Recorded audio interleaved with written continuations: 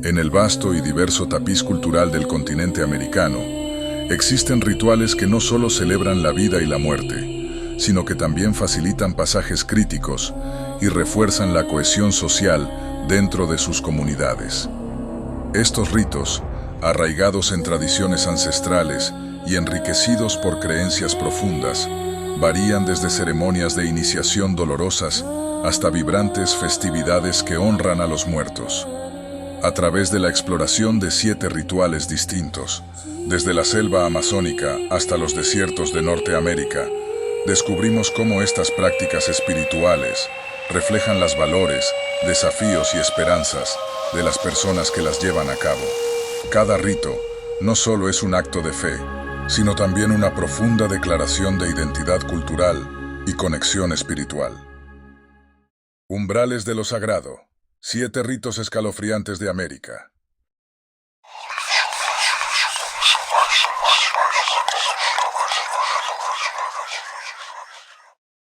El oscuro sendero de Palo Mayombe. Ritual y misterio en el Caribe. En las sombras de la noche caribeña, donde el viento murmura secretos antiguos entre las hojas de las palmeras, se practica una de las religiones más misteriosas y temidas de América Latina, Palo Mayombe. Originaria de las profundidades del África Central, esta tradición espiritual fue transportada a través del Atlántico por esclavos arrancados de sus tierras en la época del brutal comercio transatlántico, que alcanzó su apogeo en los siglos XVII y XVIII. Palo Mayombe, a menudo simplemente conocido como palo, se enraizó en Cuba y se diseminó a otras áreas del Caribe y América del Sur, adaptándose y evolucionando dentro de las comunidades afrodescendientes. A diferencia de otras religiones afrocubanas como la santería, que sincretizan elementos del catolicismo, Palo Mayombe conserva un vínculo más directo y oscuro con sus raíces africanas.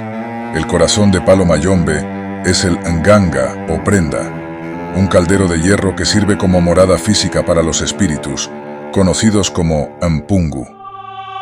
Cada nganga es único y es consagrado mediante un ritual complejo y secreto que implica la adición de bilongo o ingredientes mágicos que pueden incluir hierbas, tierras de diferentes lugares sagrados y, de forma más controvertida, restos humanos como huesos y cenizas.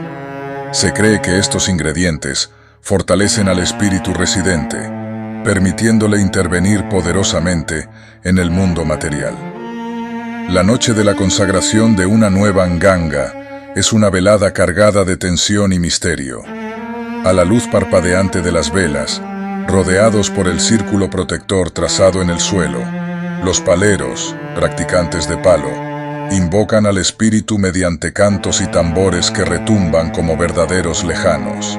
El aire se satura de una energía palpable, casi eléctrica, mientras el espíritu es llamado para que habite su nuevo hogar terrestre. Una fecha crucial en el calendario de Palo Mayombe es el Día de los Muertos, el 2 de noviembre, cuando se cree que el velo entre el mundo de los vivos y el de los muertos es el más delgado. En esta noche, los paleros se congregan para realizar rituales intensos, para reforzar los lazos con los espíritus y honrar a los ancestros, asegurando su favor y protección para el año venidero. Los rituales pueden incluir sacrificios animales, cuya sangre se ofrece a la nganga, aumentando su poder.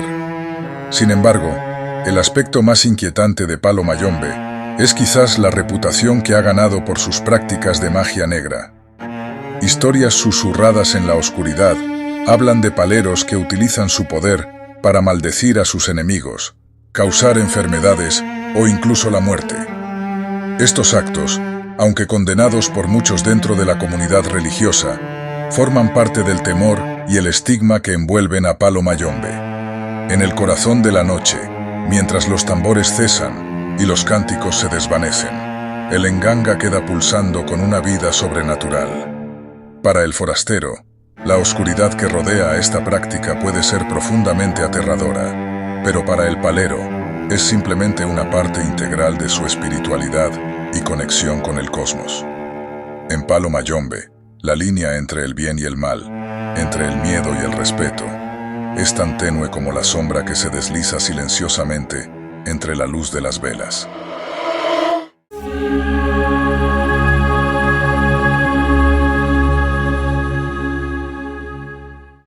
Ritos de paso Sateremaué, Brasil. En las profundidades de la selva amazónica, donde la luz del sol lucha por penetrar la densa canopea, la tribu Sateremaué lleva a cabo uno de los ritos de iniciación más desafiantes y escalofriantes conocidos en el mundo moderno. Este rito, envuelto en el misterio de la selva, es conocido como la ceremonia de las hormigas guerreras. La ceremonia se realiza con hormigas paraponeras, también conocidas como hormigas bala, cuyo picotazo es comparado con ser alcanzado por un proyectil. Los biólogos han catalogado el veneno de estas hormigas entre los más dolorosos del mundo animal. Cada ello, al inicio de la temporada de lluvias, usualmente en noviembre, cuando la selva se torna aún más impenetrable y los ríos crecen, los jóvenes de la tribu enfrentan este antiguo desafío, marcando su transición de la infancia a la adultez. La preparación comienza días antes de la ceremonia. Los hombres más viejos de la tribu buscan las temidas hormigas. Una vez encontradas, son sumergidas en una solución natural de hierbas que las adormece temporalmente. Meticulosamente, las hormigas son tejidas vivas, boca abajo, en guantes de hojas de palmera trenzadas. Cada guante alberga aproximadamente unas 80 hormigas, con sus aguijones apuntando hacia el interior. El día de la ceremonia es una jornada llena de tensión y anticipación. El aire se llena de los sonidos de tambores y cánticos. Los adolescentes, vestidos únicamente con taparrabos y adornos corporales, se preparan para enfrentar su destino. Uno a uno, se les colocan los guantes en las manos. A medida que las hormigas recuperan la conciencia, su instinto las lleva a atacar repetidamente. Los jóvenes deben soportar el dolor durante 10 minutos insoportables, aunque la tradición exige que pasen por este sufrimiento al menos 20 veces a lo largo de varios meses para completar su rito de paso. El dolor es abrumador. Se describe como si múltiples clavos ardientes perforaran la carne. Los gritos y lamentos se mezclan con los tambores, creando una atmósfera casi apocalíptica. Este tormento no solo prueba su resistencia física, sino que también se considera una limpieza espiritual profunda. Se cree que el veneno tiene propiedades purificadoras que liberan a los jóvenes de las debilidades de la infancia, preparándolos para asumir responsabilidades adultas dentro de la tribu. Los que sobreviven emergen transformados, no solo en la percepción de su comunidad, sino también en su autoconcepción. La noche después de la ceremonia, la aldea se reúne en una celebración sombría y respetuosa. Historias de valor y determinación se cuentan alrededor del fuego, transmitiendo las enseñanzas de generaciones anteriores.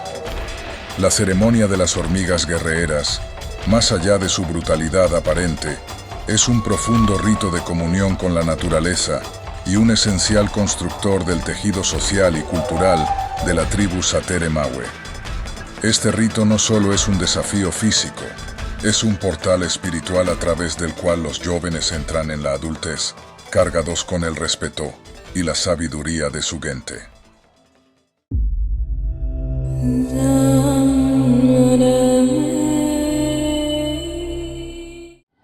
San La Muerte, Argentina y Paraguay.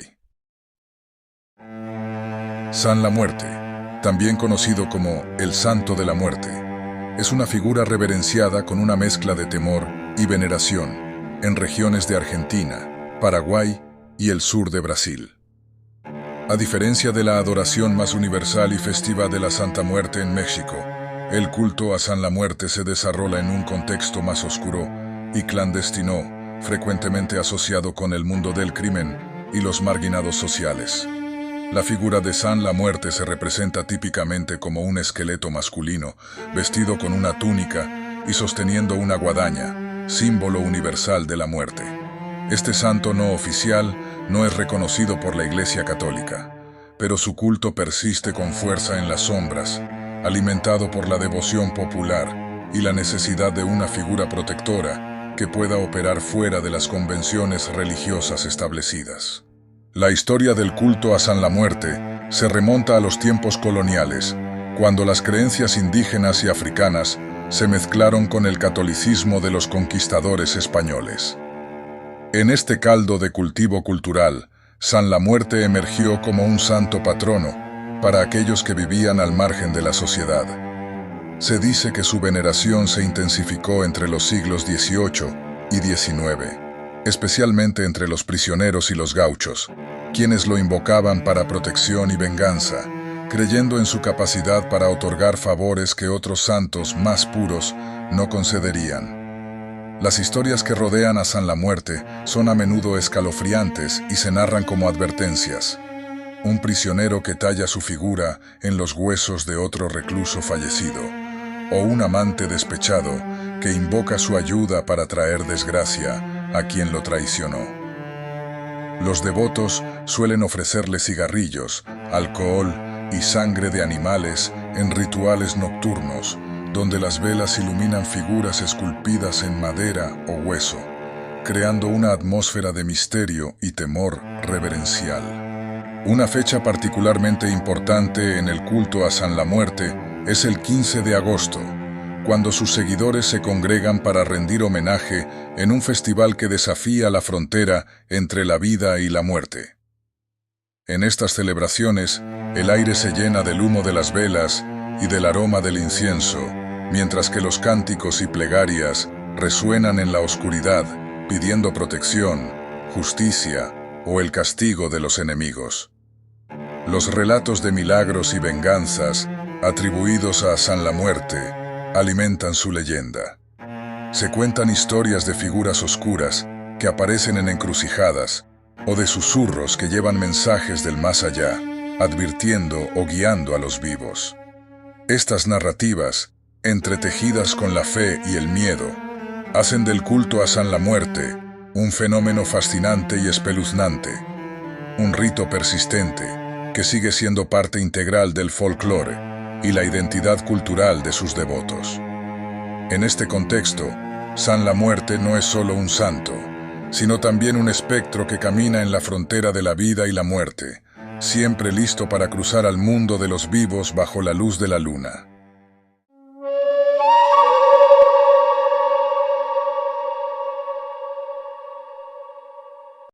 Canibalismo endocanibalístico, Brasil. En las profundidades de la selva amazónica, lejos de la mirada de la civilización moderna, se perpetúa un rito ancestral que desafía las percepciones occidentales sobre la vida y la muerte. Este es el rito del canibalismo endocanibalístico, practicado por los Yanomami, una de las tribus más aisladas y enigmáticas de Brasil y Venezuela. La tribu Yanomami, que habita en la densa selva tropical del Amazonas, se aferra a tradiciones que han sido transmitidas de generación en generación, desde tiempos inmemoriales. El rito comienza con la muerte de un miembro de la tribu, un evento que desencadena no solo el luto, sino también una serie de preparativos para un último adiós que es tan único como sobrecogedor. Cuando un Yanomami muere, su cuerpo es objeto de un rito fúnebre que culmina en la cremación. Este proceso no es inmediato. Los miembros de la tribu esperan varios días hasta que el chamán dictamina el momento apropiado para encender la pira funeraria, un momento que se cree está alineado con las fuerzas espirituales del universo. Las llamas consumen el cuerpo, mientras la tribu observa en respetuoso silencio. Cada llama parece danzar al ritmo de un mundo invisible, llevando consigo el espíritu del fallecido al más allá. Sin embargo, es después de la cremación donde el rito toma un giro que para muchos podría parecer sacado de una novela de terror. Las cenizas del difunto son cuidadosamente recolectadas y mezcladas con puré de plátano. Este acto, lejos de ser macabro, es una expresión de honor y un profundo sentido de conexión con el difunto. Al consumir las cenizas, se cree que los vivos retienen la sabiduría, el valor y el espíritu del fallecido, manteniendo vivo su legado dentro de la comunidad. La ceremonia se realiza bajo el cobijo de la noche, iluminada solo por antorchas que arrojan una luz parpadeante sobre los rostros pintados de los participantes. El chamán recita cánticos antiguos. Su voz se eleva por encima del murmullo de la selva, invocando a los espíritus ancestrales y guiando al espíritu del difunto en su travesía hacia el más allá.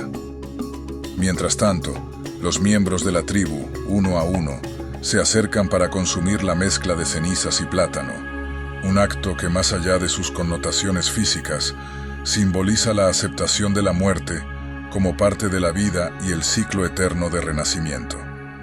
Este rito, aunque puede parecer espeluznante para aquellos no familiarizados con la cultura Yanomami, se celebra sin la sombra de miedo o repugnancia. En su lugar, hay una profunda reverencia y un sentido palpable de lo sagrado, un recordatorio de que en algunas culturas, la muerte no es un final, sino un importante paso en un viaje continuo que une a los vivos con sus antepasados, de una manera que trasciende el entendimiento occidental. A lo largo de los años, este rito ha sido objeto de curiosidad y a menudo de malentendidos por parte de aquellos fuera de la tribu. Sin embargo, para los Yanomami, sigue siendo un pilar fundamental de su cosmovisión, un puente sagrado entre el pasado y el presente, lo terrenal y lo espiritual, lo conocido y lo misterioso.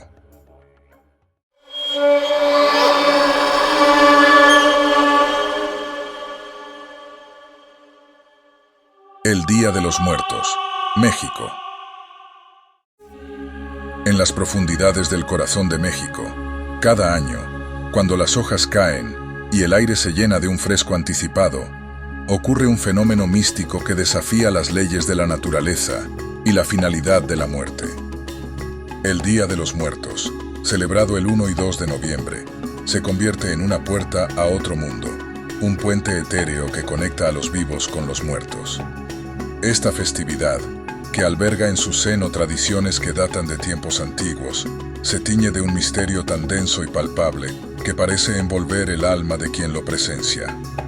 En este rito, las antiguas creencias mesoamericanas y las prácticas católicas se entrelazan para tejer una tela de realidades alternas, donde los espíritus de los antepasados regresan a visitar el mundo terrestre. No es solo una reunión, sino una celebración sublime que honra la dualidad de la existencia y la no existencia, un fluir constante entre dos universos. Según las leyendas envueltas en los susurros del viento, las flores de cempasúchil no solo son guías luminosas con sus colores de fuego. Se dice que brotaron por primera vez en los lugares donde cayeron las lágrimas de la luna, llorando por un amor perdido durante la creación del mundo. Estas flores no solo iluminan el camino para las almas errantes, sino que también guardan secretos antiguos, susurros de los dioses que solo los muertos pueden entender. Los altares, o ofrendas, se erigen como altares sagrados en cada hogar, cargados de fotografías, memorias y las comidas favoritas de aquellos que han partido. Se dice que en estas noches, bajo el manto oscuro, interrumpido solo por la luz de las velas parpadeantes, se pueden oír susurros y risas etéreas de aquellos que cruzan brevemente desde el más allá. Cada objeto colocado tiene su propio eco en el más allá. Cada plato servido es una narrativa de vidas pasadas. Cada copa alzada un brindis con los espectros amados. El aire se llena del aroma del copal, un incienso que se quema para purificar los espacios y que se cree atrae a las almas con su humo sagrado, guiándolas hacia sus ofrendas y protegiéndolas de los espíritus malignos que acechan en las sombras, esperando desviarlas de su camino. La figura de la Catrina, esqueleto vestido con finas galas, camina elegante entre los vivos, recordando con cada paso crujiente de sus huesos la igualdad en la muerte. Originada de las sátiras políticas y ahora ícono de la festividad, la Catrina murmura la verdad ineludible con su sonrisa calavérica. Al final, Todos nos encontraremos bajo su misma guadén, sin importar nuestro origen o riqueza. Así, el Día de los Muertos se convierte en una experiencia envolvente, un carnaval de colores y sombras, donde cada risa es un eco del pasado y cada música, una cuerda que conecta lo terrenal con lo divino. Es un momento mágico, donde la vida y la muerte bailan en un abrazo eterno, celebrando el ciclo perpetuo del cosmos en una explosión de alegría y misterio. Quienes lo experimentan se llevan un pedazo de esa magia, un susurro de eternidad que resuena en el alma mucho después de que las velas se hayan extinguido.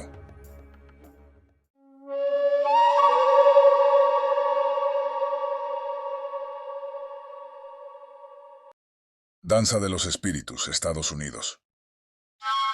En las vastas y desoladas praderas de Norteamérica, la danza del espíritu se levantó como un fenómeno cultural profundo y místico a finales del siglo XIX, especialmente durante los años 1890. Este rito, que surgió en un contexto de desesperación y turbulencia, se convertiría en un símbolo de resistencia y esperanza para numerosas tribus nativas americanas, incluyendo a los Lakota, Nakota y Dakota, entre otras. La génesis de la danza del espíritu se puede rastrear hasta un eclipse solar ocurrido el 1 de enero de 1889, que marcó el nacimiento de una nueva visión religiosa. Wovoka, un líder espiritual paiute, también conocido como Jack Wilson, fue el profeta de este movimiento. Según relatos, durante el eclipse, Wovoka fue transportado al mundo espiritual, donde se le mostró un paraíso terrenal, donde los nativos americanos podrían vivir en paz, libres del sufrimiento y la opresión de los colonizadores blancos. Se le dijo que, para alcanzar este mundo, su gente debía vivir rectamente y practicar la danza del espíritu. La danza se realizaba formando círculos, mientras los participantes se tomaban de las manos y se movían lateralmente en un paso arrastrado al ritmo de cánticos tradicionales. Los danzantes, vestidos con camisas decoradas que creían les conferían protección divina, entraban en estados de trance y visiones, donde afirmaban comunicarse con los espíritus de sus ancestros. Estas camisas, conocidas como camisas fantasma, estaban adornadas con símbolos sagrados que se creía repelían las balas y otros hombres. La promesa de la danza del espíritu atrajo a miles de seguidores, pero también provocó una profunda inquietud entre los agentes del gobierno estadounidense y los misioneros cristianos, quienes veían en esta práctica una amenaza a su control y un rechazo a la asimilación forzada. El nerviosismo escaló rápidamente, alimentando rumores y tensiones que culminarían en una tragedia. La situación llegó a un punto crítico en diciembre de 1890. Temiendo una rebelión bajo el influjo de la danza, la tensión se intensificó cuando la policía trató de arrestar al jefe Lakota Sitting Bull, un reconocido partidario del movimiento, el 15 de diciembre. El arresto fallido llevó a su muerte, un evento que precipitó los sangrientos acontecimientos que seguirían. Apenas 2 semanas más tarde, el 29 de diciembre de 1890, la tragedia se desató en Wounded Knee, Dakota del Sur. Más de 200 hombres, mujeres y niños, Lakota fueron masacrados por el 7.1 Regimiento de Caballería de los Estados Unidos. Los danzantes, muchos de los cuales llevaban sus camisas fantasma, fueron abatidos bajo el fuego de los rifles y cañones del ejército. Este oscuro episodio se grabó en la memoria colectiva, no solo como el fin de la danza del espíritu, sino como un testimonio sombrío del enfrentamiento entre dos mundos radicalmente diferentes. La danza del espíritu, en su corazón, no solo fue un grito de independencia cultural o una negativa a ser sometidos, sino también un profundo anhelo espiritual por un retorno a una vida libre de dolor y sufrimiento. Este rito, impregnado de esperanza y tragedia, persiste en la memoria histórica como un poderoso recordatorio del costo humano, de la resistencia y la lucha por la supervivencia cultural.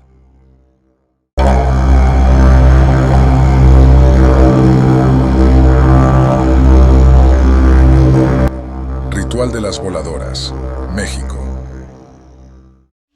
En las profundidades de la exuberante región de Veracruz, en México, específicamente en la antigua ciudad de Papantla, se desarrolló un rito aéreo de impresionante belleza y temor.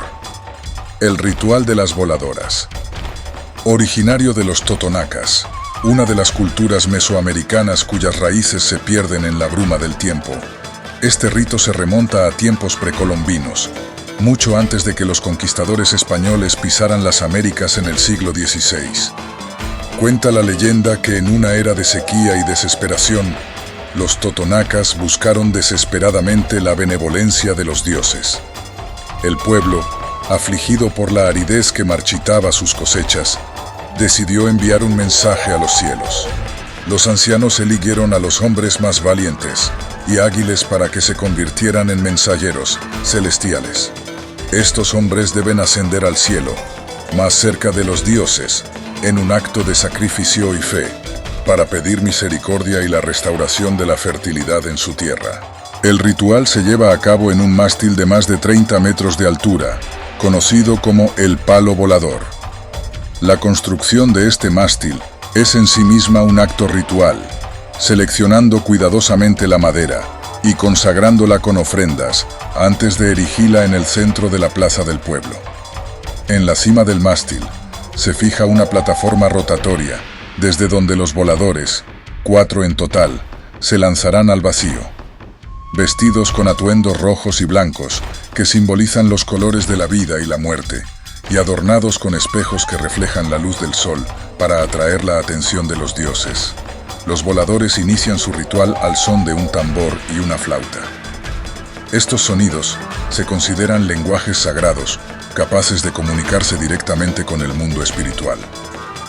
El quinto miembro del grupo, el caporal, permanece en la plataforma, tocando estos instrumentos y dirigiendo el descenso en espiral de sus compañeros que, atados por las cinturas, giran alrededor del mástil.